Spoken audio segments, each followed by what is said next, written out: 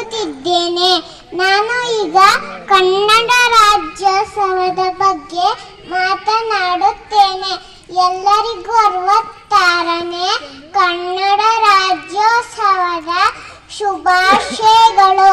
ಈ ದಿನ ನಮ್ಮ ಪವಿತ್ರ ಕರ್ನಾಟಕದ ಜನ್ಮದಿನ. ಎಲ್ಲ ಕನ್ನಡಿಗರಿಗೂ ಇದು ಬಹಳ ವಿಶೇಷವಾದ ದಿನ.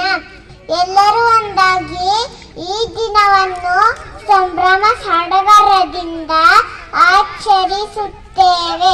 1956ರ ನವೆಂಬರ್ 1ರಂದು ನಮ್ಮ ರಾಜ್ಯ ಉದಯ ಆಯಿತು. ಅಂದಿನಿಂದ ಮೈಸೂರು ಎಂಬ ಹೆಸರಿದ್ದ ನಮ್ಮ ರಾಜ್ಯಕ್ಕೆ 1973ರ ನವೆಂಬರ್ 1ರಂದು ಕರ್ನಾಟಕ ಎಂದು ನಾಮಕರಣ ಮಾಡಲಾಯಿತು. ಕರ್ನಾಟಕ ರಾಜ್ಯದ ರಚನೆಗೆ ಶ್ರಮಿಸಿದ ಎಲ್ಲ ನಾಯಕರನ್ನು ನಾವು ಈ ದಿನ ಸ್ಮರಿಸಿ ಗೌರವಿಸಬೇಕು. ಕರ್ನಾಟಕ ನಮ್ಮ